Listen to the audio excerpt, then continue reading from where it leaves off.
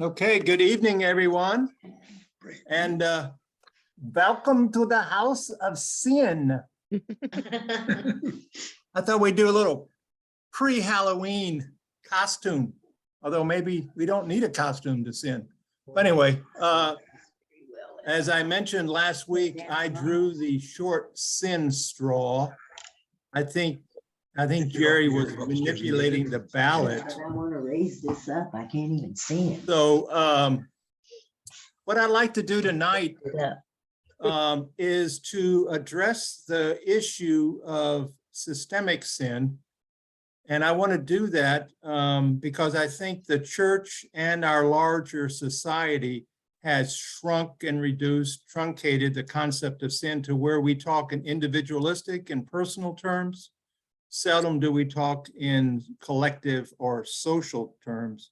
So my point tonight is to correct what I believe to be the shortened concept of sin, and to expand and enlarge it to include what I think the biblical tradition means by sin, so that when we talk about the voice of the church in the public square, that is congruent with the biblical tradition of addressing social or systemic sins in that particular context, whether it be prophetic or Jesus or Paul or later on in the church. So that's my overarching thesis, is that I want to demonstrate that the concept of sin is larger than what we normally articulate in terms of sin. That is, we talk about individual disobedience and not necessarily social issues. And so if you do have a copy of my handout, I always like to start with the big picture and then narrow down. And the big picture for me tonight is to zoom out and ask the foundational questions of, why do we have religions at all? Why do they exist? What's their purpose? How do they function in society? And off the top of my head, I came up with 3 quickies. We could probably brainstorm and come up with 12 or more different theories. But one of them is simply, it's a survival mechanism. That is, it provides the social recipes by which we negotiate life, particularly in matters of chaos or nihilism or issues of transition that, shall we say, shake the foundations of our given social conventions. So it's a survival mechanism. Another one might be the shelter from our stormy blast. That is, from the hymn, "O God, our help in ages past." We talk about religion as providing a sanctuary. We use that term, or a bubble, or a safe harbor, a way in some sense to shelter us from the harsh realities of life. And then another model might be transformative model, one that enables us to be proactive, and I would hope to be pro-human in the sense of developing not only an understanding of who we are as individuals, but as a collective, so that religion provides guideposts, it provides pathways, and so we can achieve fulfillment by following certain steps and procedures by which the tradition might talk about that. So even though we only articulated 3, there are multiple ways in which we can talk about the function of religion. And when we look at the larger template of world religions, we can agree on one thing, and that is the starting point. And what I mean by the starting point is, why would we have to have religion? If everything is the way in which God intended, if God created the world, why isn't the world, shall we say, iconically blissful? Why doesn't it reflect God's will and intention for the whole human family and creation? And so the starting point is the assumption that something's gone awry. Something is amiss. That is, there's dissonance. The way in which we experience life, the human condition exhibits a dissonance or a gap or a chasm between what we would call the ideal, that is, the way in which we would envision, and we call it utopia, or reign of God on earth as it is in heaven. There's a gap between that ideal and the way in which we experience life. So a gap between the ideal and the real. And I mentioned here in my notes that Marcellus in Shakespeare's Hamlet, his famous line, "Something is rotten in the state of Denmark." I think we can extrapolate from that and simply say there is something rotten in the state of human existence. That is, not all things are lovey-dovey. We experience on both an individual and a collective level this gap between the ideal and the real, whether we call it suffering, whether we call it death, whether we call it disappointment, depression. I mean, there are so different ways that we talk about the injustices in the world, which we and all humans experience. And so every tradition then, from my way of thinking, kind of starts with this diagnosis that there is something radically wrong with the way in which the world is. That is, we can envision something that's better than, and we ask why? Why can't we, in some sense, satisfy, fulfill, accomplish whatever that is? So the starting point may have a different language, but the reality is that we start with the assumption that we can be better than this. So the starting point is the same, but there are a lot of different formulations of what we might call to be the prescriptive cure, or the path by which we might achieve or regain whatever we mean by paradise. And when I say that there are different ways of articulating not the diagnosis, but the prescription, let me start with a wonderful story. God gathers a Jew, a Christian, and a Muslim, and proclaims that I'm sick and tired of humanity's sin. So in 2 weeks, I shall unleash a great flood that will kill everyone. Wonder where that came from. So the Christian turned to the other two and said, we've only got 2 weeks to appease God. The Muslim turned to the other two and said, we've only got 2 weeks to change our ways. The Jew then looked at the other two and said, we only have 2 weeks to learn how to breathe underwater. So there are different, that's supposed to be a joke. I can't hear you. Oh, you're muted. Oh, okay. I'll just assume that the hilarity will tamp down so that I can at least proceed.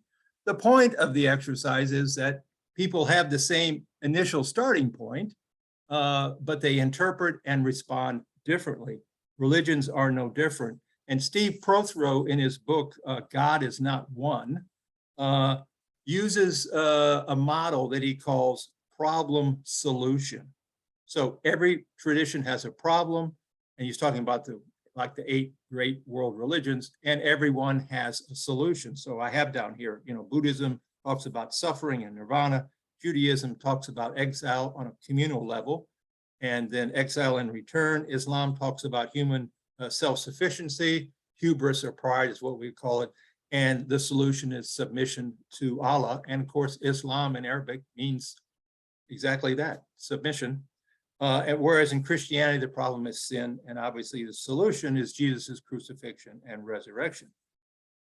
So the point that I want to make is that tonight I want to talk about the specific, the classical, the rather traditional way in which Christians talk about the problem of sin and systemic sin. So the key is that I'm going to try to outline, if you will, and stay between the lines of what we would call the mainline tradition, not the mainline Protestantism, but the mainline tradition, knowing that there are different ways of formulating. You can ask questions, we can come back to that. So I want to move to page 2 and talk about the way I want to proceed. So if the problem is sin, and the solution then is crucifixion, resurrection of Jesus, I want to justify this way of articulating by saying that we want to look at 2 different ways of understanding this, okay? The first way will be to look at the biblical tradition and Augustine. So I want to move up essentially the Bible up to roughly 400 CE with Augustine. And then the second half, I want to look at what is obviously more abstract, more theoretical, but it's the way in which theologians have thought about what it means to be human and how that understanding of what we call theological anthropology, not human anthropology, but theological. What does it mean to be a human being before God and others? So those are the two sections I want to address the question of Christianity's understanding of the problem of sin and its solution. Okay. Regardless of what tradition we espouse, meaning Christian tradition, whether we're Orthodox or Catholic or some form of Protestantism, the tradition starts with chapter 3 of Genesis. So I have that in the middle of page 2. I will read that quickly, and I want to make just a few comments. The reality is we could spend a lot of time just doing textual analysis, and obviously Jerry can do that in the next few weeks much better than I. But if we look at the first 7 verses of Genesis, we see then what I call the paradigmatic, that is, it's the paradigm for and it justifies, legitimates, validates the way in which Christians want to talk about sin. So, reading from Genesis 3. Now the serpent was more crafty than any other wild animal that the Lord God had made, and he said to the woman, "Did God say you shall not eat from any tree in the garden?" The woman said to the serpent, "We may eat of the fruit of the trees in the garden, but God said, you shall not eat of the fruit of the tree that is in the middle of the garden, nor shall you touch it, or you shall die." But the serpent said to the woman, "You will not die, for God knows that when you eat of it, your eyes will be opened." That's beautiful imagery. "And you will be like God, knowing good and evil." That is, you'll have the capacity for discernment.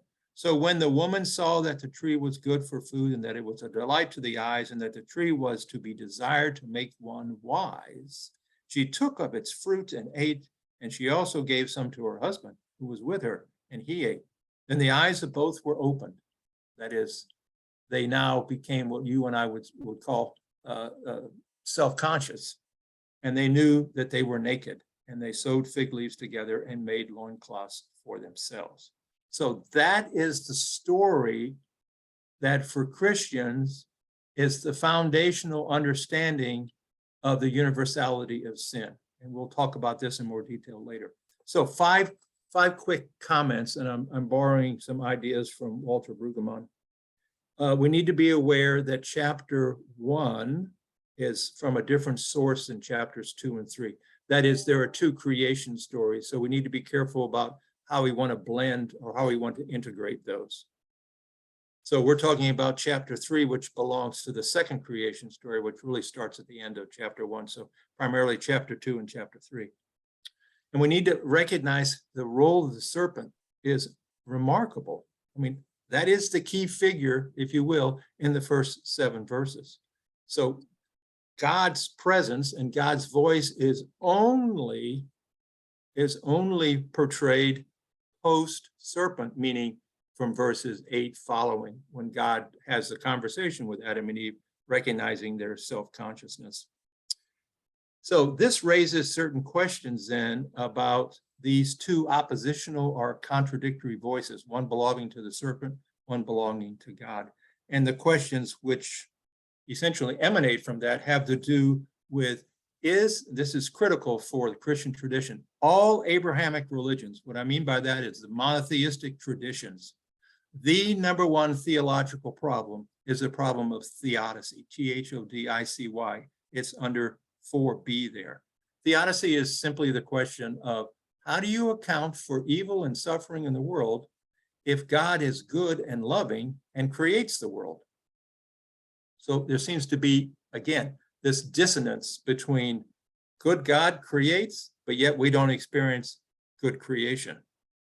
So the issue then is the role of the serpent. Is the serpent a tragic element in the story, or does the serpent denote a tragic story? In other words, is the biblical story not a story of good and evil, but a story that is in some sense deterministic or fatalistic? And think in your head of, say, Oedipus Rex, right? Going to kill his father, doesn't matter what happens, and he's going to marry his mother. It's fate and it's going to happen. So that's what I'm trying to draw.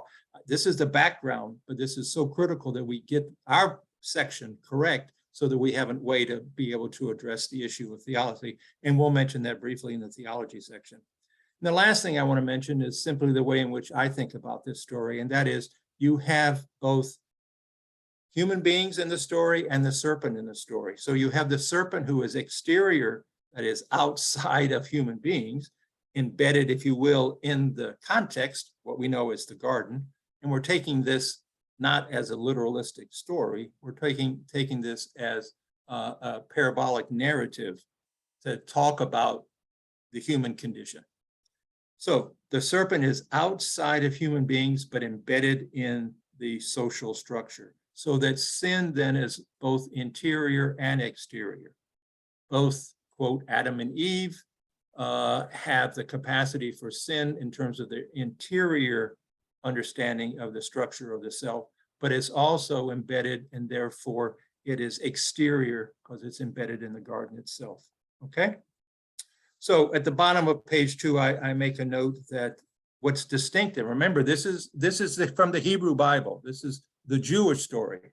The Christians are appropriating what we know as the Tanakh, that is the Jewish Bible, and they're going to claim it as their own. And they do that simply because the early Christians were not Christians. They were Jews, right? So we want to say they were Christian Jews.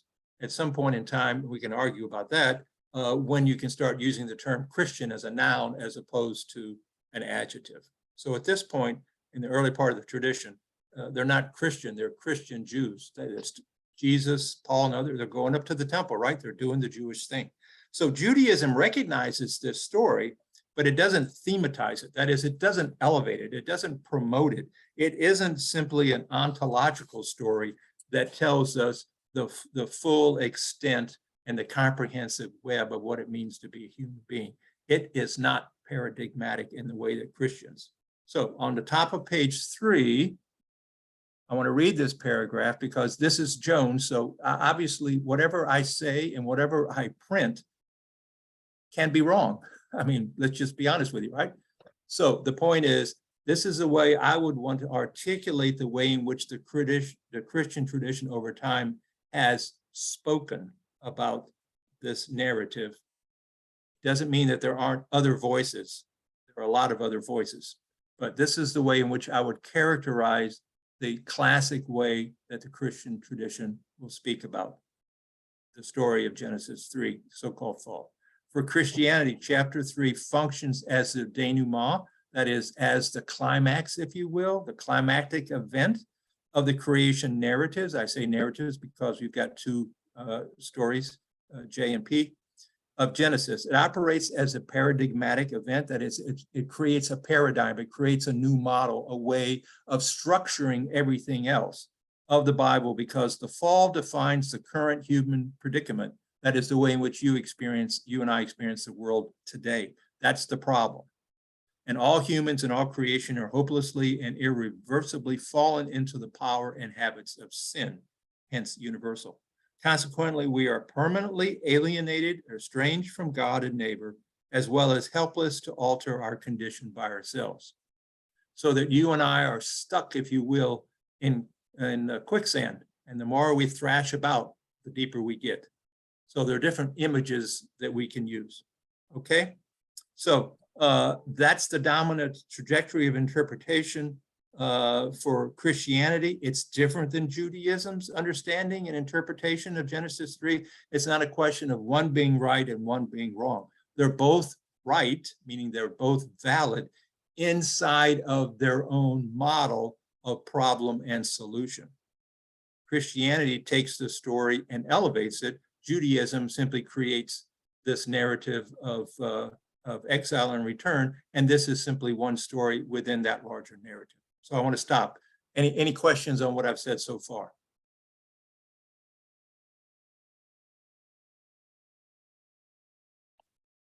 And John, if you see anything in the chat, holler at me. I would appreciate your assistance with that.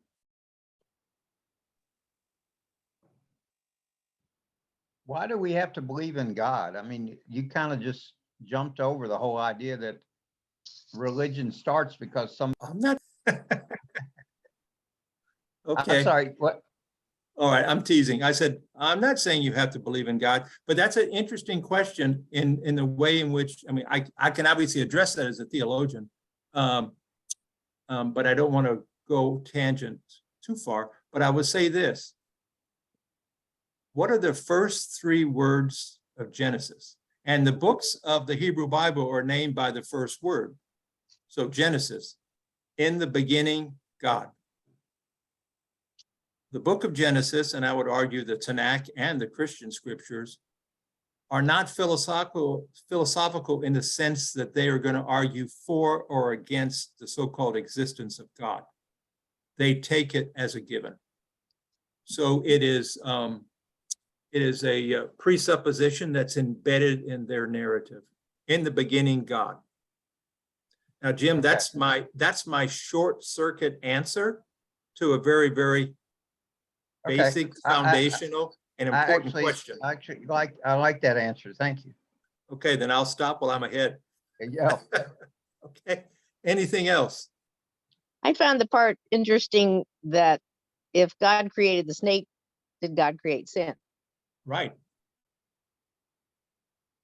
Marianne, you put your finger on one of the basic questions, problems inherent to monotheism. You know, if you have, you know, the easy answer to your question is dualism. You have a good God and a bad God, and they're kind of duking it out on a cosmic level. You kind of get that in the apocalyptic stuff like Revelation and Daniel and some other books, where it seems to be you've elevated the concept of the devil or, you know, Beelzebub or, you know, Satan, whatever language you want to use. And it seems like you've elevated those so that you've got two competing cosmic deities. But the problem with traditional monotheism, therefore Judaism, Christianity, and Islam, is that you don't have that competing deity. So you only have one deity, but yet you have the human condition, which seems less than ideal, less than perfect.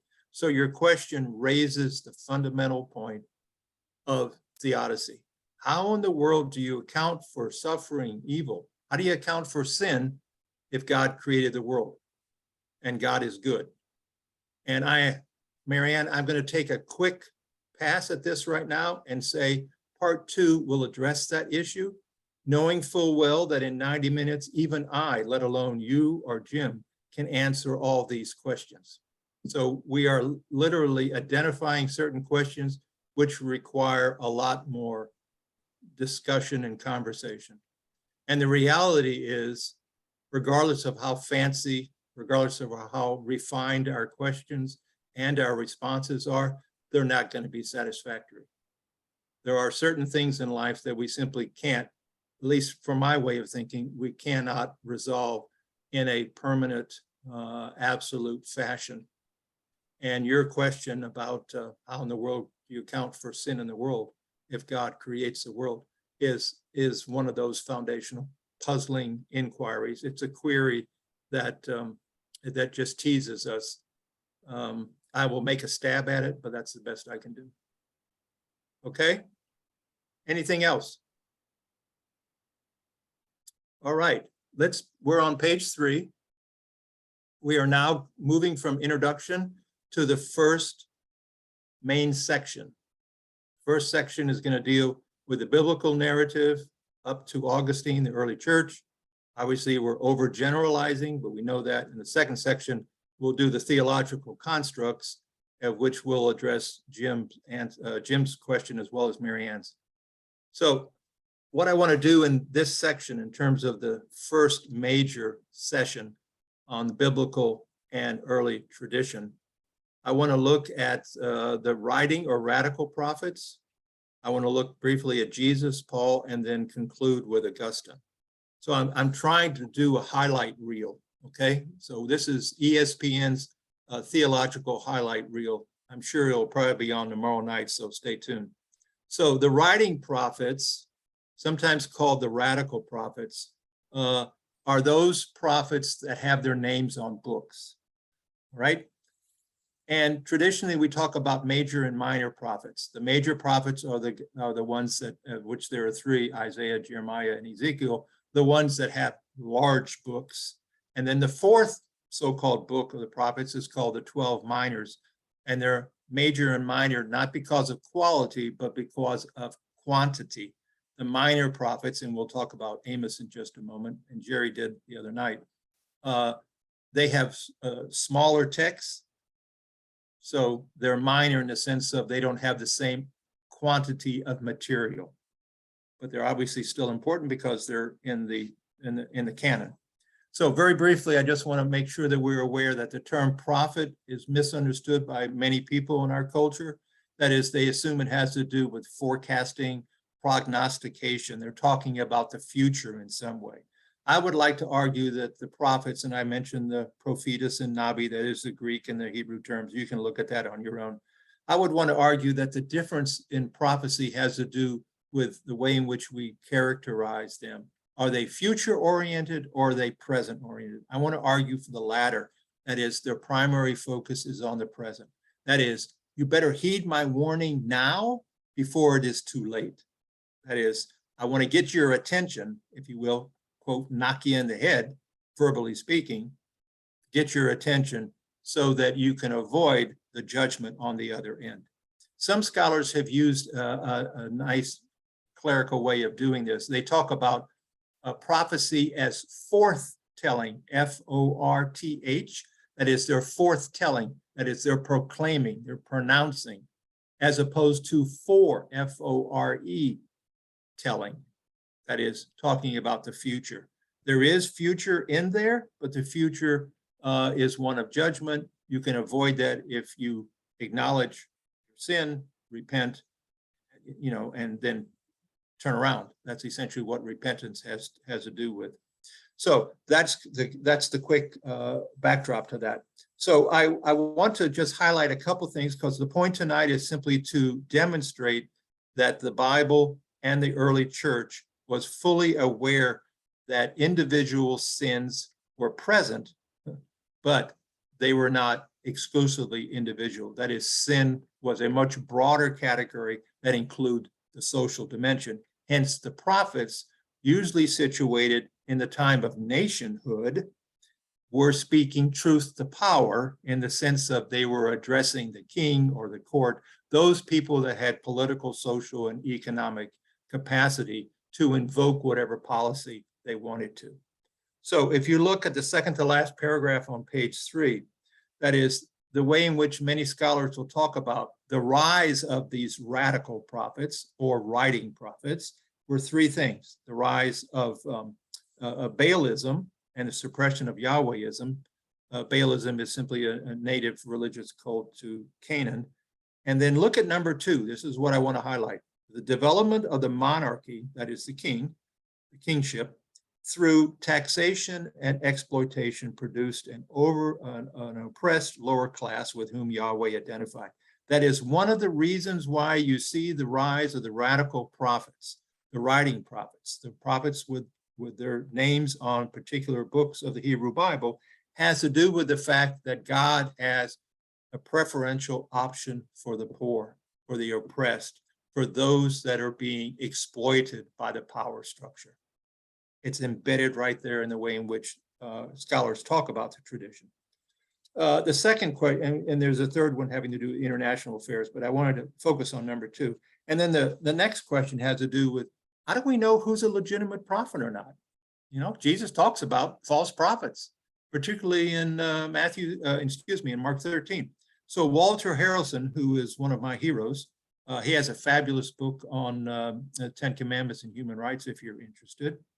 So we can talk about Walter at another time. He identifies 3 different guidelines to, if you will, authenticate a prophet.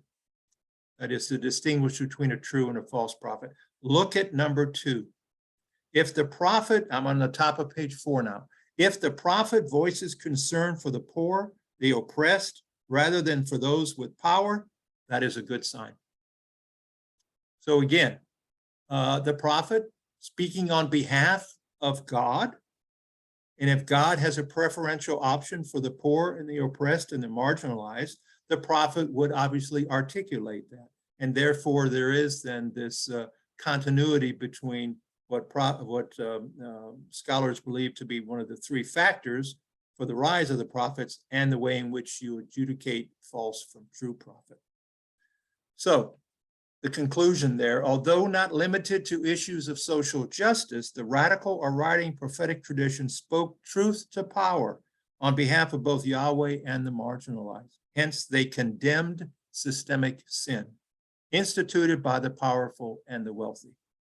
All right, and we're going to simply look at three different prophets. We're going to look at Amos, we're going to look at Isaiah and Micah. Now, the good news is that Jerry talked about Amos last Tuesday, and our preacher on Sunday text was from Micah. So, hey, obviously I'm in pretty good tradition, right? I lucked out. 2 out of 3 ain't bad. So let's take a brief look at Amos. Amos is a layperson who's active in the north. And I need to simply remind you that after David and Solomon, the kingdom is split in half. So you have the 10 tribes of the north, and then you have the 2 tribes in the south. So Israel is the northern country, Judah is the southern country with Jerusalem as its capital. So Amos is from, and Jim, you may remember Tekoa, where he's from. When we were on the Herodian, we looked over to the side, the little village down there, that is Tekoa. So he is from the south, but he's preaching in the north. And somewhere around the year 750 or so BCE, before the Common Era. Okay, so he is going to argue that even though externally Israel as a country is prosperous and wealthy and seems to be doing well according to GPA, according to economic indicators, according to every single matrix that you want to use, internally they're diseased. And so he now talks about the internal disease that correlates with social injustice. And I simply want to highlight then chapter 6. So in the middle of page 4 is that text, chapter 6 of Amos. Alas, for those who lie on beds of ivory and lounge on their couches and eat lambs from the flock and calves from the stall, who sing idle songs to the sound of the harp, and like David, improvise on instruments of music. He's talking about the wealthy here, in case you hadn't got the image, who drink wine from bowls and anoint themselves with the finest oils, but are not grieved over the ruin of Joseph. Most people assume this is a reference to the northern kingdom. Joseph, one of the 12 tribes, 12 sons. Therefore, they shall now be the first to go into exile. That's the judgment, and the revelry of the loungers and the revelry of the loungers shall pass away. So Amos now is addressing the social injustices embedded in the north. Isaiah then is our second example. Isaiah is obviously an enormously influential person, both in terms of the Hebrew Bible and in terms of the Christian tradition. He is now in the northern, has been destroyed by the Assyrians in 722. And so Isaiah is now in the south, that is the southern kingdom of Judah. He preaches for roughly 40 years. And he is going to condemn perpetrators of social injustice and those who practice moral confusion. There's a lot of passages we could pluck, but I'm simply going to highlight one. This is chapter 5 of Isaiah at the bottom of page 4. Ah, you who call evil good and good evil, who put darkness for light and light for darkness, who put bitter for sweet and sweet for bitter. Boy, I feel like that's Arwinian, you know? George Orwell, that is. Ah, you who are wise in your own eyes and shrewd in your own sight. Ah, you who are heroes in drinking wine and valiant at mixing drink, who acquit the guilty for a bribe and deprive the innocent of their rights. Therefore, as the tongue of fire devours the stubble and as the dry grass sinks down in the flame, so their root will become rotten and their blossom go up like dust. For they have rejected the instruction of the Lord of hosts and have despised the word of the Holy One of Israel. That's kind of a blanket indictment, if you will, of the wealthy and the powerful. So that's Isaiah. And then we have Micah as the third example. There obviously are many examples in the radical or writing prophets. But Micah's passage in chapter 6 is, I think, probably the most celebrated and cited passage. Indeed, it was the text for Sunday's sermon. With what shall I come before the Lord and bow myself before God on how? Shall I come before him with burnt offerings, with calves a year old? Will the Lord be pleased with thousands of rams, with 10,000s of rivers of oil? Should I give my firstborn for my transgression? There was a time where you have infant sacrifice, I regret to say. The fruit of my body for the sin of my soul. He had told you, O mortal, sometimes this is translated man or person, what is good, and what does the Lord require of you but to do justice, to love kindness, and to walk humbly with your God. The emphasis here for our purpose on systemic sin, justice is all about how one translates love to the collective, right, to the social. So let me just do a quick conclusion here, and we'll stop for any questions on this section. In conclusion, the writing or radical prophets do not limit their message to interior or private sins. Rather, their covenant with Yahweh also includes the exterior or public spheres of life. I'm going to use the 10 Commandments then as a way to talk about that, both in terms of the Hebrew Bible and in terms of Jesus. So the 10 Commandments, and notice that there are two. We have Exodus 20, which is what everybody refers to, but it's also Deuteronomy 5, and they're just a little different, but for our purposes, it doesn't matter. The prophets recognize both the vertical, that is the relationship to God, the first 4 commandments, and the horizontal, that is what we call the social, that is the relationships between oneself and other people of human affairs. Therefore, systemic sin is necessarily included in the prophetic tradition, just demonstrated that, as well as Jesus's ministry. Quoting from Deuteronomy 6:5, that's called the Shema in Hebrew, that simply means hear, O Israel, the Lord thy God. So the first word, Shema, hear. The Shema and Leviticus 19 marks Jesus' replies to a scribe's question to identify the 2 great commandments. We all know this. Jesus answered, the first is, hear, O Israel, the Lord our God, the Lord is one, and you shall love the Lord your God with all your heart, with all your soul, and with all your mind, and with all your strength. Jesus is being a good Jew. That's simply a quotation from the Shema, Deuteronomy 6:5. Jesus is not making this up. Okay, he's not inventing anything new. This is a Jewish answer. And then the second is, you shall love your neighbor as yourself. Again, Jesus is not making this up. That's a direct quote from Leviticus 19:18b. My point is this: the 10 commandments have 2 dimensions. They have the individual's relationship with God and the community, and they have the horizontal relationship, i.e., the way in which we relate to neighbor. And Jesus is doing the same thing. He's talking about the 2 great commandments. He's simply summarizing the 2 great commandments. 1, love the Lord your God. 2, love your neighbor as yourself. Okay? So that's the way in which I want us to frame the issue in terms of the Hebrew Bible, primarily looking at the prophets. Questions or comments?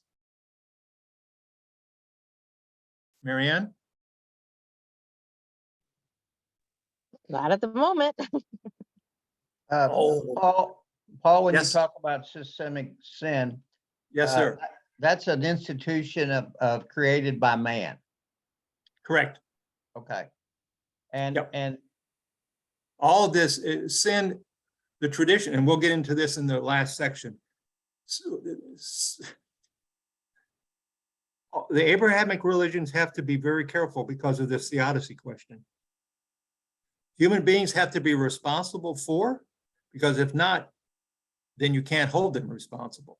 That is, culpability, law court assumes human responsibility. So if you're deterministic or fatalistic, if it's a tragic that you cannot avoid, then how can I be held responsible for it? So the law court and the way in which traditions, religious traditions, want to talk about themselves is that they must, in some sense, insist, there are exceptions, but they insist that human beings are responsible for their own disobedience. That is, they have choices, they have free will, they have volition. Is that fair, Jim? yeah, but I was kind of thinking that like I commit sins every day. And I was kind of thinking that 98% of those sins might be systemic, something outside of my control. And how are you responsible for them then? Well, that's what I was wondering. Why do I have to worry about systemic sin if I'm not responsible for them? Okay, let me reverse the way I'm addressing this. This is, and I will mention this briefly at the end as well, because you're raising superb questions.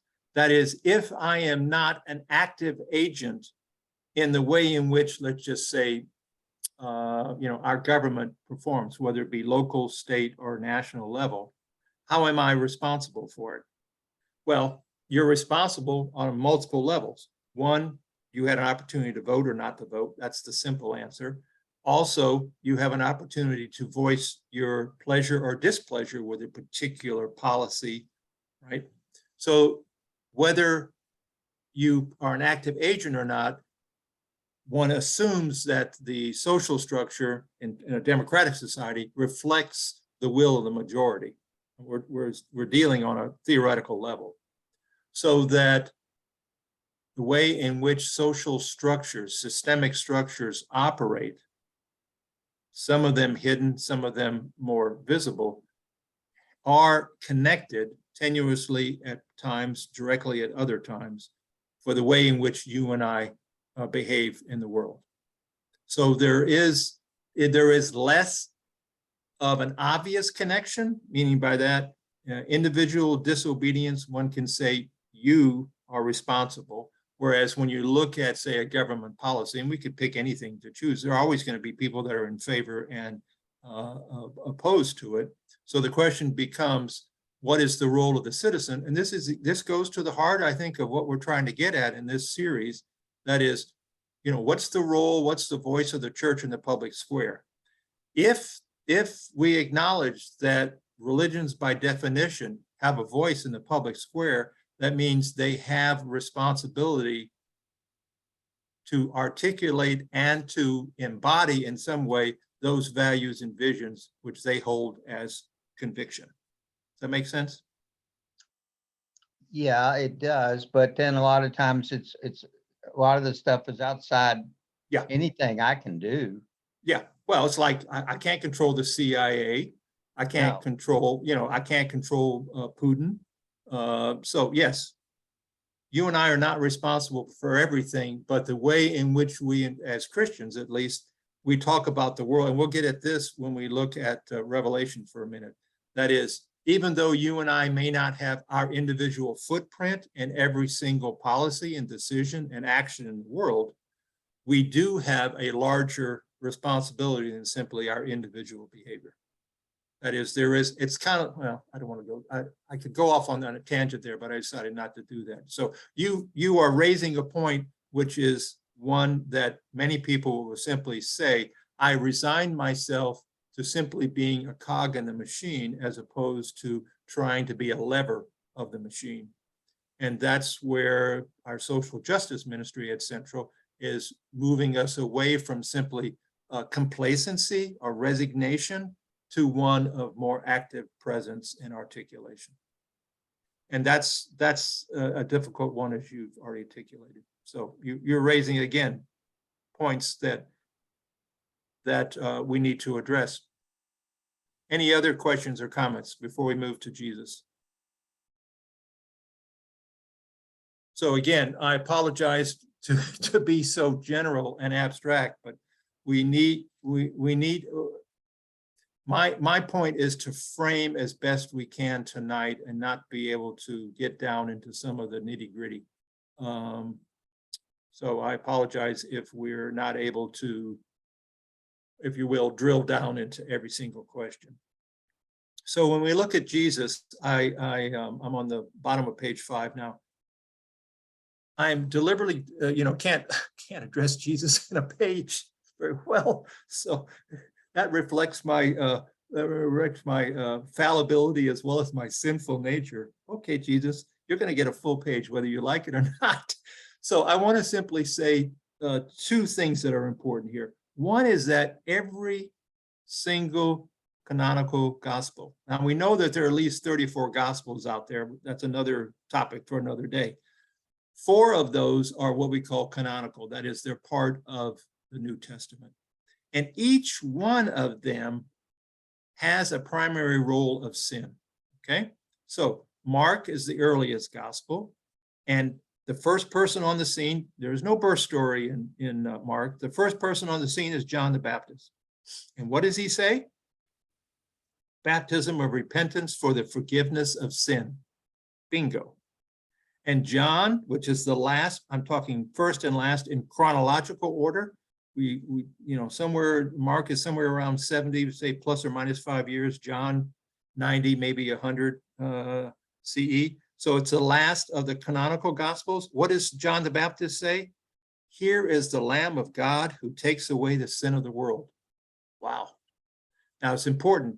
John only uses the language of Lamb of God because Jesus, there is no Lord's Supper, Last Supper, Eucharist in the Gospel of John, because John dies at the same time that the lambs are being sacrificed in the temple. So Jesus literally is the Lamb of God who takes away the sin of the world. That's the chronology of John is very different than the chronology of Matthew, Mark, and Luke. That's another issue. But Mark's, John the Baptist, John the Baptist, they're talking about sin. They do it differently, but they're talking about sin. And then Luke's Jesus, the Lord's Prayer, is what? Forgive us our sins. That's in Luke's Jesus. And then Matthew's description of the Last Supper, what does Jesus say? Drink from it, all of you, for this is my blood of the covenant, which is poured out for many for the forgiveness of sins. My point is to cherry pick a very important section in each of the 4 canonical gospels to talk about the prominence of sin in the way in which the gospels talk about the problem and talk about Jesus as the solution. Fair enough. That's what I wanted to do. Okay. So let's skip ahead to page 6. And let's talk in general terms, in terms of Jesus's ministry. Instead of choosing an individual parable or story, which obviously I could do, you could do, virtually all the parables have something to do with systemic sin. That is, in terms of not just individual, but in terms of the social structure. So let's look at the first full paragraph on page 6. I want to argue that structural or systemic sin is embedded in the ministry of Jesus, and that is, it is the core of Jesus's ministry. How would I want to defend that thesis? How would I want to make the case, the argument that for Jesus, social sin is central to his understanding of the gospel? Well, I would look at both the inaugural event, if you will, that is the chapter 4 in the Gospel of Luke, which many call kind of Jesus's mission statement or its manifesto. You and I know it. He's opening a scroll. He turns to chapter 61 of Isaiah and he reads, "The Spirit of the Lord is upon me because he has anointed me to bring good news to the poor, has sent me to proclaim release to the captives, recovery of sight to the blind, and to let the oppressed go free." That sounds very social to me, right? That's social gospel ministry. Luke frames Jesus's ministry. In fact, I would argue that for Jesus, in the Gospel of Luke, he's a social prophet, okay? He's not as elevated in Luke as he has in others. So the point is, the inaugural event in Luke's Gospel of Jesus has to do with this quoting from the Isaiah scroll. And Matthew's last, if you will, pronouncement of Jesus, that is framing from the beginning, that is one frame, the beginning, the inaugural event, to the concluding event, have to do with social or systemic sin. So Matthew, this is in chapter 25. "Lord, when was it that we saw you hungry or thirsty or a stranger or naked or sick or in prison?" Those sound like social issues to me. "And did not take care of you?" Then he will answer them, "Truly I tell you, just as you did not do it to one of the least of these, you did not do it to me." That is an advocation for social ministry, if I ever heard these. Okay, so the way in which I understand each of the 4 canonical gospels in relation to Jesus and sin, and the way in which I want to frame the beginning ministry of Jesus, his mission statement in Luke, and his concluding statement in Matthew, talk about social gospel. Now, Paul is critical. Paul essentially, for me, formulates in the way in which the Christian tradition will talk about sin. So Paul and Aquinas are the major players that we'll look at here at the end. And very quickly, Jesus's mission is obviously to the Jews. Only once for them did they go out into the diaspora. Paul's primarily is to the Gentiles. Gentiles, just a fancy term for non-Jews. I hear a voice crying out in the wilderness. The dog is now talking to the cat, kind of like me talking to you. It's all gibberish, isn't it? So, what I want to talk about now is the way in which Paul frames his understanding of sin, both on an individual and a collective level. And he's the one that pulls into the conversation in Romans 5, the concept of Adam, which then is going to be played up by Augustine. So the middle of page 6, Paul's understanding of the scope of sin is universal. That is, it's individual. And I'm just using quick little snippets of text. That is, the individual is captive to the law of sin. But then he talks about the whole creation of groans. Dasher, thank you. The whole Somehow creation. your Paul, voice is fading. Paul, you're fading in and out a bit. Am I here? Am I there? Yeah, but it fades in and out. Okay, I'm not sure why that's happening. Let me raise the volume level. Okay. Can you hear me now? Yes. Okay, thank you for that. So I want to talk about Paul in terms of his understanding of sin is universal. That is, it has individual components. All individuals are under the law of sin, but he also talks about the groaning of creation. He talks about creation needing to be set free from its bondage. And then he's invoking the image of Genesis 3. He's invoking the image of Genesis 3, where he talks about sin comes into the world through one person, Adam, and sin is going to be solved or remedied through the antitype, that is the opposite of Adam, and that person is obviously Jesus. So really right there, and that little section, that is in some sense a précis of the Christian gospel. Sin enters into the story through Adam. So you get this concept, which Augustine will formulate, the doctrine of original sin, and Jesus is going to be the solution. So the problem solution paradigm for Christianity is right there. Paul is articulating it succinctly. Adam ushers in sin. Jesus is going to resolve the human problem of sin. Okay? And then he talks about baptism and, as a way in. Romans 6 is a great passage there. So the very bottom for Paul, Jesus' death on the cross is not only a sin sacrifice or offering for humanity in the world, but it's also the solution to the universal problem of sin, both on an individual and corporate level.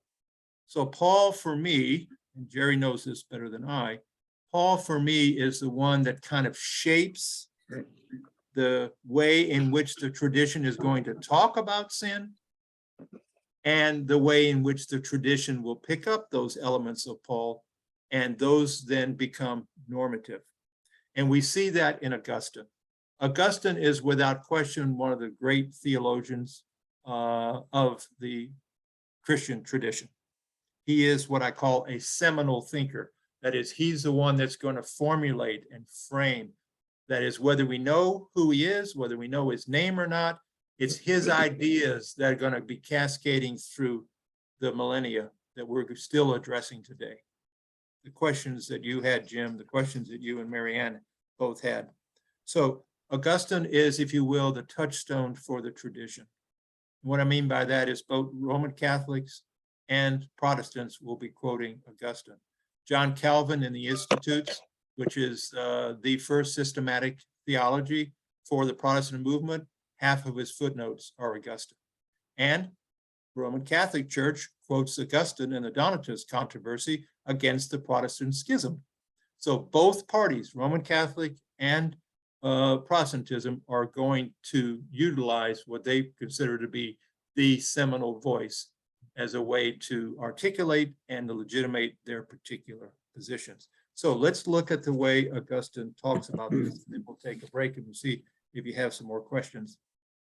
So Augustine in the Confessions is essentially echoing the Pauline understanding of a divided will. That is, I do not understand my own actions. I do not do what I want to do, and I do what I don't want to do. This is what we call the divided will. This is what Augustine's language is. That is the split. It's we had black and white television. Most of us remember that. You had the angel on one shoulder and the devil on the other. So you have both speaking in. This is a divided will. That is, you have multiple voices coming at you. And so you're inconsistent in the way in which you articulate and the way in which you behave in the world. And so in the City of God, which is the magnum opus, it's gigantic. It's very, very thick. Essentially, on one level, it's an apology. It's his way of defending the church because the Roman Empire is disintegrating in the 400s. And they're blaming the fact that we went away from the pagan gods and accepted, this new God, Jesus. Remember, Constantine's 312 is the Moravian Bridge, and eventually that becomes the Edict of Milan, and we end up having what we call the Holy Roman Empire. Well, within 100 years, we've got real problems going on in the empire, and so Augustine is writing a defense of Christianity. And so that can be understood on two levels. He has this divided will concept, that is the city of God, that is those who love God, and the city of man, that's his language, the city of human beings. So you have this divided will going on, this tug of war between two kinds of love. And then he also traces, if you will, the story of sin from the Garden of Eden up through the power structures of his day. So government, social policies, Roman Empire is what we ought to be thinking. So the social life of his language, fallen humanity, is blighted by deliberate injustice and incessant war. I have a friend, a Trancy colleague, who's an expert on the Roman period, and one of his statements is the Roman Empire only fought a defensive war. That is the way in which they framed their violence, the way in which they framed their expansion was to defend the empire, never to assault or never to invade or never to oppress other people. So the way in which you calculate how you frame your behavior is critical, and Augustine is getting at that. So he looks at the Bible and he will give a simple example. Cain and Abel, right? Cain kills Abel. And what does Cain do? He is the one that builds the first city. So you have this conflict between agrarian lifestyle and settled lifestyle. You have this fascinating concept of how you can unpack simply the story of fratricide, that is the killing of one's own brother, which is emblematic of what? Human beings killing each other. So Cain and Abel's story is a way in which Augustine wants to talk about sin and the way in which it gets embedded in our history and the way in which we treat the other. So what he argues for at the end, and all these little quotes I have, like 15:1 or 12:20. So that's like book 15, chapter 1. That's how you read Augustine's City of God. So I want to read the one quote. The human race, more than any other species, is at once social by nature and quarrelsome by perversion. Ooh, that is really good. That talks about human beings in the terms of sin, and also the way in which we objectify, personify, or project that sin onto others. That's the perversion that becomes socialized. So the way I want to end this section is to talk about the way in which Christians understand now history through the lens of Augustine. That is, the lust for power infects all societies. Augustine knew that, whether pagan or Christian. Furthermore, the church is no exception. It too contains both the reprobate and the good. That's his language, and Calvin will pick that up. And so he talks about the visible church, that is the earthly church, the church that assembles at the corner of Martin Luther King, right? That is the gathering of a particular community. That's the visible or the earthly church, but that is not synonymous with, it's not identical with the invisible city of God. So he's got this dialectic going on. That is, just because you're sitting in the pew doesn't mean you're saved. So the invisible church, that is the church of the saints, if you will, is only known to God. And therefore the church is not the embodiment of the city of God, which is the highest rank you could have, but it's ambiguous anticipation. Isn't that a beautiful statement? Ambiguous anticipation. And Augustine's language, which reflects, echoes then the insights of Paul, particularly in Romans, is then captured by John Milton in his poem. And you can read that in your own. I don't need to read that to you now, but Paradise Lost is an example of the literary form of the theological framework of Christianity. Dog and the cat, you can still hear me now? You have this tension between dog and cat. You have this tension between good and evil. Seems to be parallels here, right? So this is the way I want to talk about the Christian understanding of salvation history as 3 acts. Act 1 would be simply the first 2 chapters of the book of Genesis, what Tillich calls dreaming innocence, or the essential before the fall, which moves into the existential. That is, innocence, naivete is the way we would talk about it. Notice it's only 2 chapters. Dasher, okay, buddy. It's 2 chapters, whereas the entire text of the Hebrew Bible, Old Testament, and the New Testament is Act 2. That is, you and I and our ancestors and our future generations living in what we call the human condition or the human predicament. That is, we live in a sin-filled world. That's Act 2. And then Act 3, I want to argue, are the last couple chapters in the book of Revelation. So you see the way I'm framing this. You have a little period of paradise. You have a little period of paradise regained. Now, I do not want you to think that these are temporal sequence. That is 1, 2, 3. They are intermixed. And I will argue for that at the end. But that is, I do not believe that these periods are in some sense independent of each other. They coalesce, they meld, they intersect, they meet at different points in time. So we have capacity for naivete, and we have capacity for, if you will, revelatory events.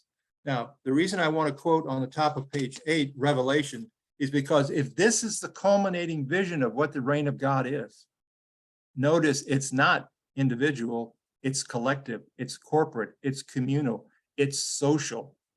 And so the antidote, if you will, to corporate systemic sin is corporate systemic social manifestation of the reign of God on earth as it is in heaven. So, and for the sake of time, let's not read the entire thing, just the last couple sentences. Death will be no more, mourning and crying and pain will be no more, for the first things have passed away. We're talking about a new heaven and a new earth. And the one who was seated on the throne said, and this is to me the key, see, I am making all things new. That is, I am taking the human condition, right? And I am empowering the new will of God, that is grace, and I am going to make all things new. And notice these are social, the holy city, the new Jerusalem, the new heaven, the new earth, not the new individual. Hebrew, in fact, doesn't even have a word for individual. Okay, let me stop, see if there are any questions before I move to the fun part, theology. Any questions on the biblical tradition through Augustine? So in the new world, there won't be these snakes, which is good. Yes, But they ma'am. Either, Yes. which is bad.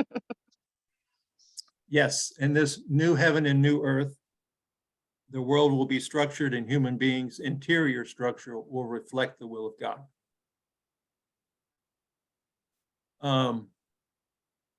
Yeah, Marianne, you said it.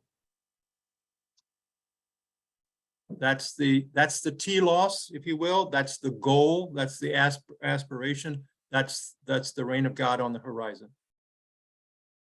That's what we're all struggling for. And human beings, the question now becomes, do human beings have a role in this, or is it simply God? And there are people inside the Christian tradition that would argue that, this is only God can do that.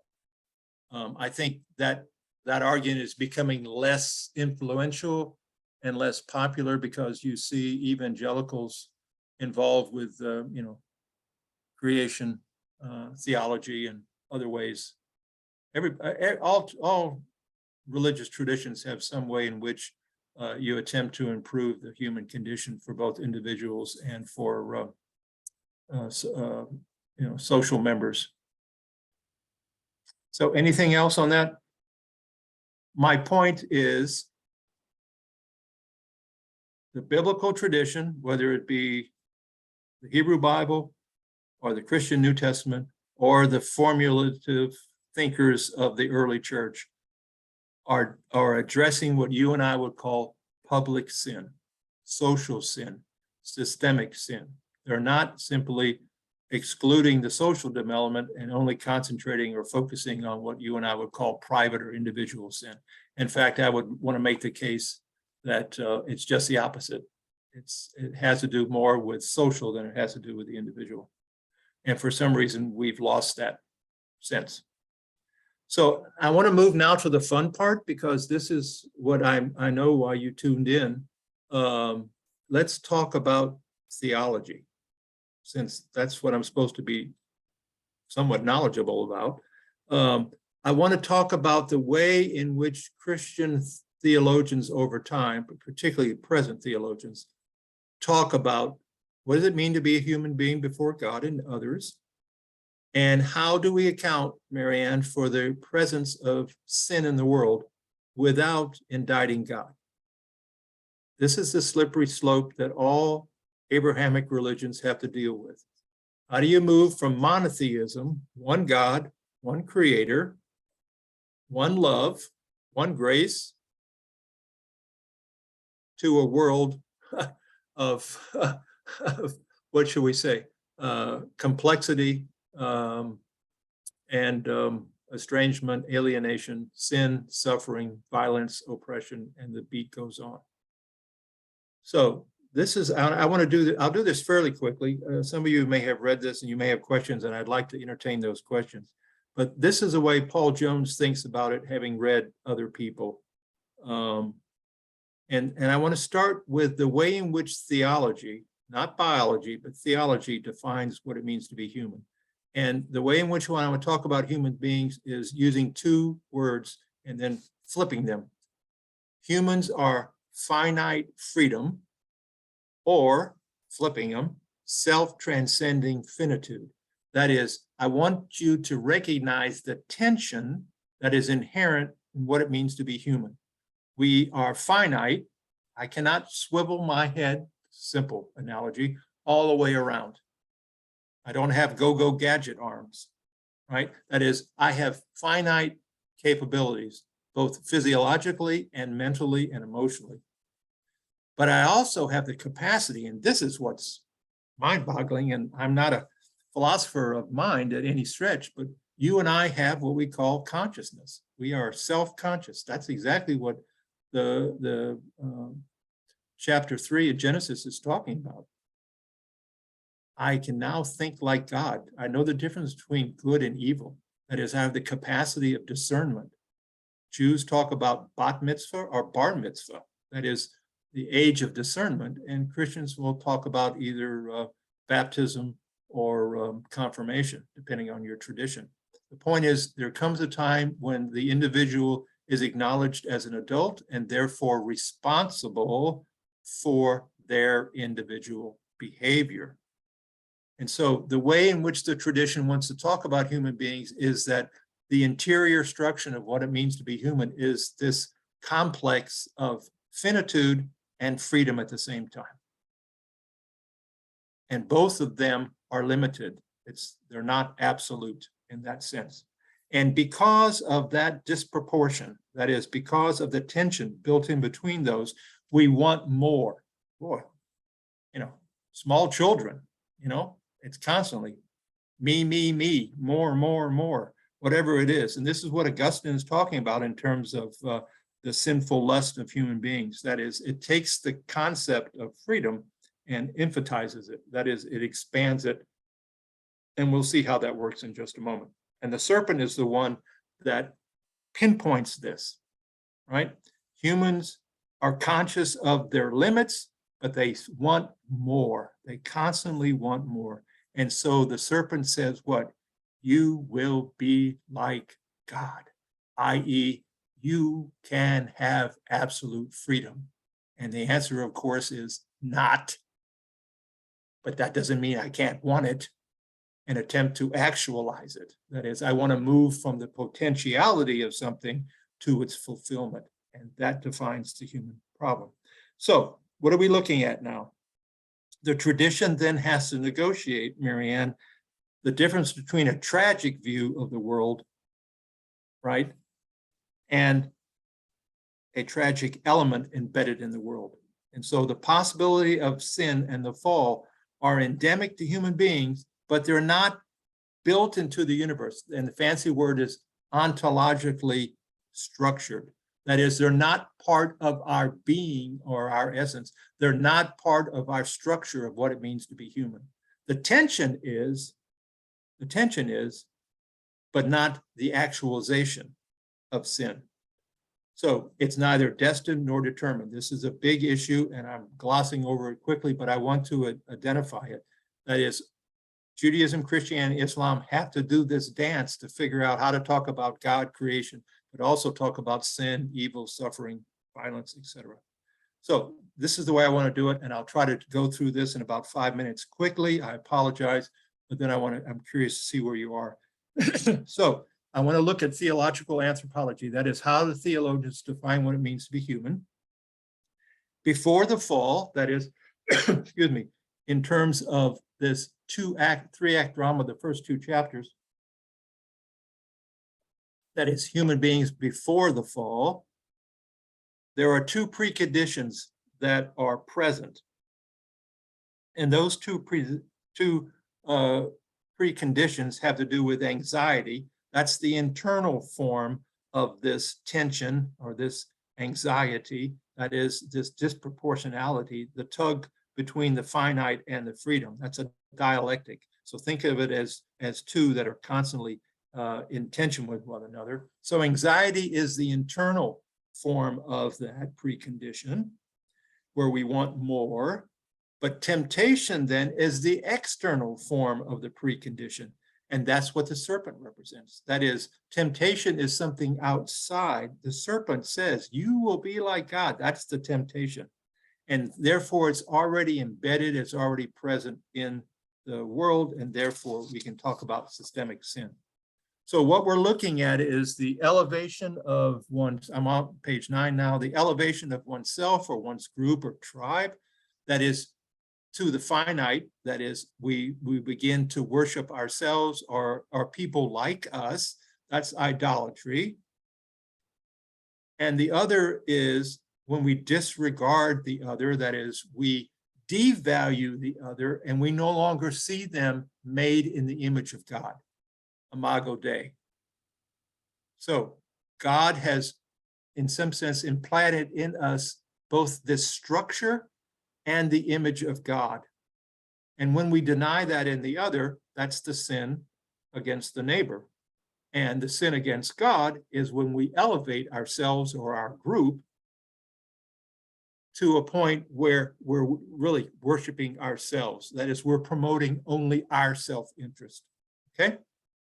So the prohibition that the serpent refers to and is later on, that is, God says, you shall not eat of the fruit of the middle tree, or what we will know as the tree of life.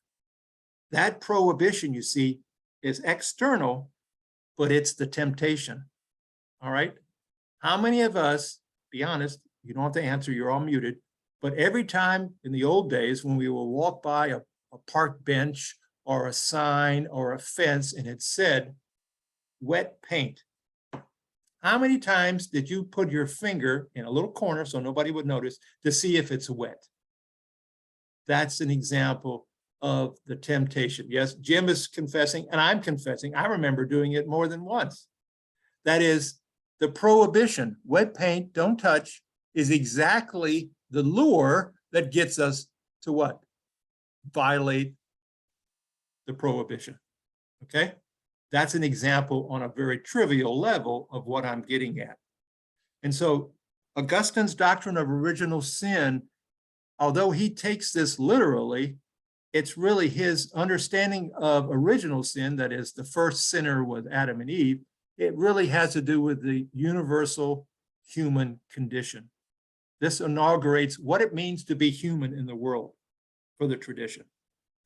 And so the doctrine of original sin, I think, probably ought to be called the doctrine of universal sin. That is, this is the condition that plagues all of us and permeates human history from the beginning to the end. Okay? So we have the precondition, anxiety and temptation. They are static, if you will, and at some point in time, that static, balanced relationship then gets adjusted, modified in such a way that one is overemphasized to the other. And that prohibition, that temptation, is what inaugurates, what triggers then that imbalance. Okay? So sin then, in the middle of page 9, is the disruption and denial of our essential relatedness to God and neighbor. And so the human interior enslavement to freedom takes two forms. That is, the way in which we understand ourselves takes two forms. One form is idolatry, meaning by that we elevate ourselves to the status of God, and therefore this is called the sin of infinitude. Remember, what are human beings? Finite freedom, self-transcending, or infinitude. Okay, so you have finite, you have freedom, you have finite, you have infinite. So when you take the finite and elevate it, that's idolatry. However, when you do the opposite, you don't elevate, but you deflate it, that is, you reduce it, you deny the gifts and responsibilities that God gives to us, and therefore we're passive, we acquiesce, we even have self-abnegation. This is called flight. We are fleeing from responsibility and accountability. This is the sin now of finitude. So you take the finite freedom and you extrapolate, you overemphasize, you balance one out over the other. So the question is, what direction do you go? And so that then becomes personalized in the way in which human beings act in the world. Guilt then becomes the inward expression of sin. Okay, we all know that. And then bondage or systemic sin is the way it gets played out, manifested, objectified in the world. That is, the human sin then becomes, if you will, socialized. It's kind of like the difference between individual violence and mob violence. There's a world of difference, as we have witnessed on a lot of levels. So inward sin generates external expressions or manifestations of our divided will. That's what we need to know. So you have now anxiety and temptation as a precondition. You have this prohibition, which triggers the more I want, I touch the wet paint. All right. You have the fall then. And the fall then ushers in sin of two different forms, guilt and bondage. And then bondage is the social dimension of sin, and that takes three forms. Notice that it takes the forms now of guilt, flight, and idolatry. So guilt on the individual level gets played out on the social level in terms of laws. We recognize the need for law because we recognize that we're sinful. That is, we do wrong. We objectivize flight. That is the denial of responsibility, and that's death. And Paul Manier, who I had the pleasure of hearing once, talks about over 100 different ways that the Bible talks about death. We're not just talking biological death. There's lots of forms of death. And then the last one is the one that we're interested in, and that's worldly powers. That is the objectification of idolatry, the elevation of my social group over all other groups. And those worldly powers then are the collective demonstrations of the estrangement of God and neighbor. And we talk about that as institutionalized forms of oppression, and they're obvious and they're perennial: racism, sexism, classism, narcissism, nationalism, nihilism. Those are the ways in which we talk about worldly powers then. So the way in which the interior structure of human beings, according to theological anthropology, Christian theological anthropology, you have this tension between finite and freedom. It gets played out in terms of guilt and temptation, and then those play themselves out on an individual level: guilt, bondage to social guilt, and then bondage can be formulated in three different ways. You have laws, you have death, and you have worldly powers, which correspond then with guilt, flight, and idolatry. The point is this: the way in which both the biblical and the early church talked about it, the way in which theologians talk about it, is that sin has two different forms: individual, private, as well as social and collective, and therefore redemption must occur on both levels. That's the point I'm making. And I'll end this section real quickly with the Marcus Borg quote. I think this is from his latest book on Jesus. He's now deceased, but his last book on Jesus. Jesus shows us the importance of affirming, for God's sake, both oneself and the world, and by doing so, to transform both. Okay? Now, I'll move quickly to conclusion, and then I'm going to stop. So here are the three findings that, and I'm obvious. That is, the tradition interprets sin on two levels: interior and exterior. And I want to argue that the biblical tradition up through Augustine is going to argue for social manifestations, and revelation is the key. And then Christian theological thought talks about the objectification of idolatry in worldly forms. So why should the church be involved in the public square? Because the tradition acknowledges it both in terms of biblical and theological, the way in which we understand human beings. We do not live in a vacuum. We do not live in isolation, right? So love God, love your neighbor, whether it be the 10 Commandments or the two great commandments. Now, the way in which I want to talk about this at the end is to talk about resurrection. That is, we talk about the Christian solution to the problem of sin as being the crucifixion and resurrection of Jesus. I think on page 11 that when we talk about resurrection, we usually focus on the vertical and the spatial. That is, we talk about up, we talk about heaven being above, we don't talk about earth below. So I want to do a corrective to the concept of resurrection to include both a vertical and horizontal dimension. And what I mean by that is the same thing that we're talking about in terms of the 10 Commandments. The vertical, love the Lord your God, and the horizontal, love your neighbor as yourself, right? Those two are embedded in both the Hebrew Bible and the Christian tradition. And therefore, our concept of resurrection, I think, needs to parallel and reflect both dimensions. You and I, at least in terms of our cultural, that is, the popular way of talking about this is verticality. We don't talk about horizontal very often. But I think the horizontal dimension needs to be emphasized more. And of course, we recognize that in the Lord's Prayer when we pray, on earth as it is in heaven. It's not an either or category, it's both and, on earth as it is in heaven. So I'll conclude then with a quote from Peter Gomes. He was the late chaplain for Harvard University. The question should not be, what would Jesus do, but rather more dangerously, what would Jesus have me to do? The onus is on us. Okay, I appreciate your patience with me. So your questions, your comments are most welcome.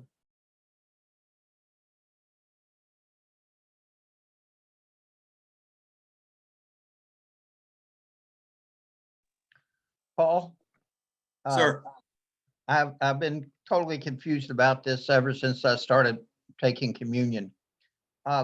If you go back to page 5, we were talking about how people describe forgiveness of sin in one place and then they say sins in another place. Yes, Is there not, are the both of those correct? Or is what, are they, what should one be, should it be sins or should it be sin? oh, that's a wonderful question, Jim. I have a bias, but let me explain it in I think, fair, balanced terms. Sin to me is a singular category in the sense of sin, whether it be grievous sin or mild, silly sin. The reality is it's the way the tradition wants to talk about this gap, the estrangement, alienation, the gap between God and us and others. So in a categorical sense, that is in a theoretical, conceptual way, sin is the category. But you and I perform, both individually and collectively, sins. That is, we have multiple manifestations. That is, sins are symptomatic of a foundational problem. And the foundational problem is this disruption in the relationship between the person, the community, and God, and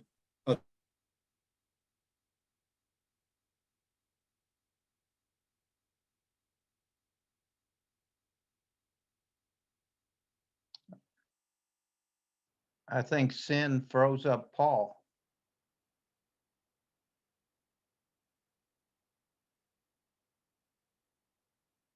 of alienation and estrangement from God. Does that make sense to you? Well, we missed part of that, I think, Paul, because you were frozen for about 20 seconds. Oh, I'm sorry. Well, I must have been really brilliant in those 20 seconds. Thank you for Yeah. acknowledging that. But I prefer sin as a larger category in terms of theology, because it simply is comprehensive and includes all the ways in which we sin, but yet sins is also accurate because we perform on a daily basis ways that demonstrates this gap between us and God and others. Yeah. Both are correct. Theologically, I prefer the single category. That means we don't have to worry about counting, if you will, all the different ways we do it. The reality is it's the way in which we behave. Okay, Thank you. good Yeah. question. Anything else? So sin is a product of free will. Yes, ma'am. Yes, that is, let's go back to the silly analogy of the wet paint sign. We have built into what it means to be human, this tension between the finite and the free. And we wish for more.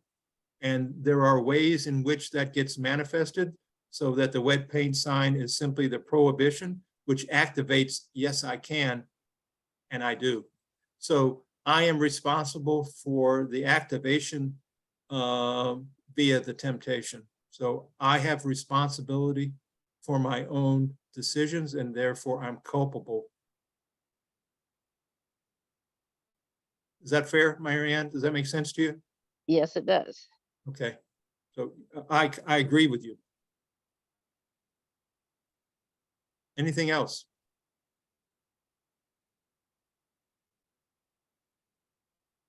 I mean, this is a huge concept. My premise is, under the rubric of the voice of the church in the public square, I'm simply trying to make the case that religious traditions, particularly Abrahamic, the ones that I know best, Christianity in particular, have from the beginning been not only cognizant of, but they've challenged the way in which societies structure and organize themselves, and the way in which they manifest power and authority. And when that's oppressive, I would want to argue that that is commensurate with the gospel. That is, one should call it out, one should rectify it, just that simple. Now, there can be debates and discussions and disagreements about the nature of the problem, let alone the solution to the problem. There are a lot of remedies. So it's not exactly as if it's monolithic in the sense of there's only one way to understand this. But I would want to argue as a foundational premise that the church has moral authority to speak in the public square. That's the case I'm trying to make tonight. I'm not making a case of what that should be, but just that it should be involved in this public conversation. So flight is a pretty common type of sin because we're more comfortable sitting back and just going along with how things are, rather than trying to change them.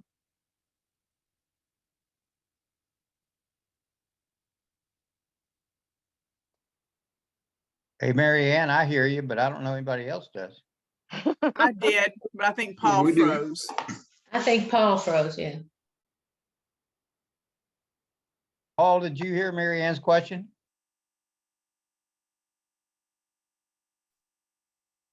Yeah, I guess not. What's Jim? Yeah, Mary Ann had a question, but we weren't sure you heard it.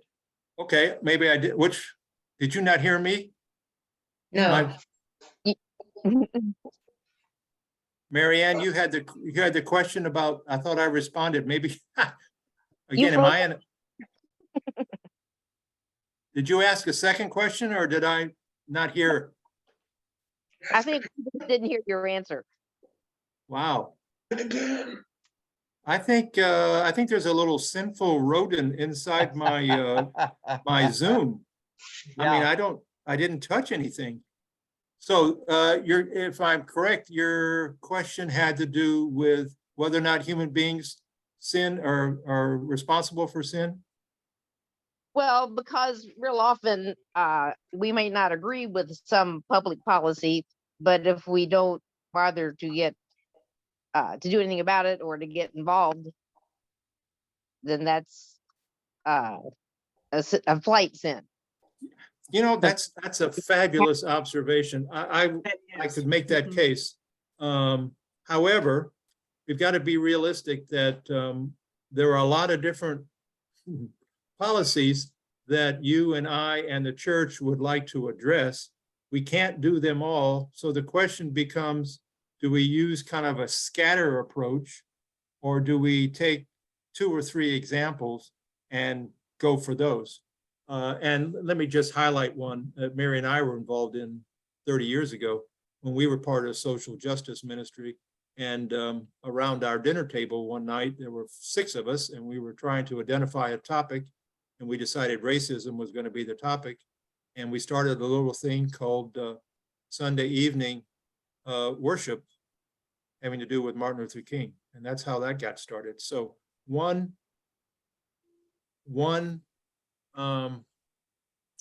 issue, topic, or concern has to be addressed. And so the question becomes, do we want to address a whole bunch of them, or do we want to concentrate on a few and perhaps dig a little deeper and drill down and perhaps have more influence? And there are different ways of responding to that. And I think Connie and Liz can probably respond to that better than I can, if you wish. I think the observation I'm having from tonight, what I'm thinking about is that it's easier for me, I'll make it personal. It's easier for me to focus on my individual sins and ask forgiveness. So that vertical, it's much harder and it's messy. I don't know how else to say it, but it's messy when we are in community with all different types of people, and we have to look at, or we choose to look at, systemic sin, and the fact that I would argue that we have a part in creating and continuing systemic sin. Right. And that we need to be aware of that and almost repent from that in order to make any kind of movement. Right. Well, I think you are absolutely right. Let's just take racism, since I've mentioned that. Shall we say the implicit contribution that I'll speak personally, that I make to systemic racist structures in our culture? Things that I either say or think, and more importantly, the things that I don't do. Do I challenge people Do I challenge politicians? You know, how do I invoke certain policy? So you are absolutely, it's much more difficult to address the systemic social dimension because it requires some form of coalition and consensus so that you have sufficient leverage to be able to address, let alone change policy. Yeah, it's much more, Build, I guess, is a good example in terms of Lexington. But Central, you know, has been, and that's why Mary and I joined over 35 years ago, is because we were Shalom Symposium, you know, with Will Hayes. So the social dimension of the gospel, I think, has been axiomatic to Central's ministries for a long, long time. And Central has obviously has a reputation for that. And, you know, everything from Room in the Inn to God's Pantry, to think of the different things that we do. And there's always more that we need to be doing in Habitat, everything. You know, so we acknowledge and we act, and that's good. And we gather and we listen. Any other comments? Well, the only other comment I want to make is that there was somebody you referenced, a colleague over at the university, and he was talking about the Roman Empire. Every war was defensive. Yeah. I think that describes Putin perfectly. I mean, that really does, you know, in his mind, it's all defensive, and that, Right. you know, Yeah. and the Roman Empire just went around the world doing that. I deliberately dropped several little hints and you picked up on one of them. Yes.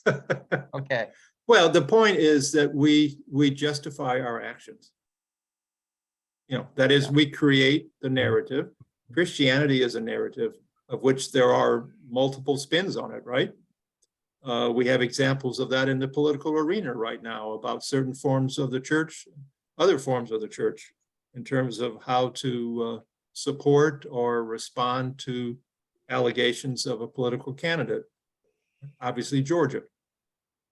So it's not the simple that, you know, that there's discernment and the church agrees in terms of a common policy and a common activity to eradicate that particular manifestation of sin. I wish it were that easy. Let me just share my bias. When we talk about social policy or the church involved in the public square, I would want to retreat and ask ourselves the identity question. What does it mean to be a Christian? That is, I do not want the church simply be another social agency.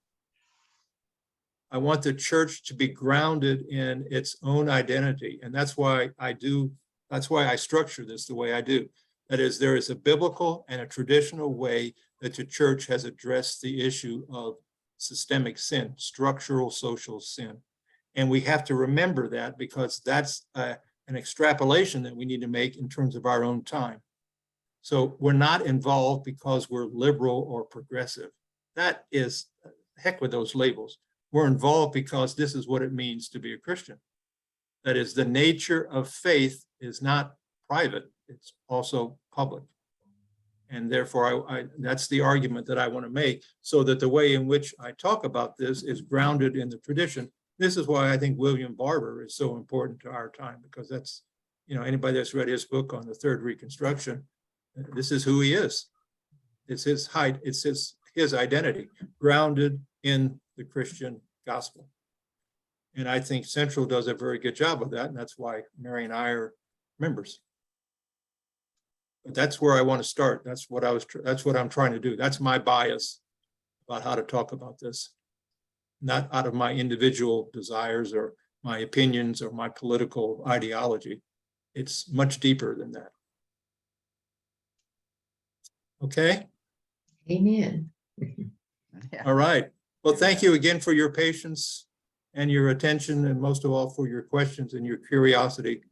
And I would wish all of us a good evening and another good day tomorrow, where we think and discern, you know, what is the meaning of the gospel? What would Jesus have us do on both an individual and a collective level? And how do we organize? How do we impact the social structures of our various worlds in which we inhabit. So I commend you all for your care and for your activity in the world, because you all are good ambassadors. I appreciate it. So good night to all. Thanks, Paul. All right, God bless. Mhm. Bye-bye. Bye. Thank you.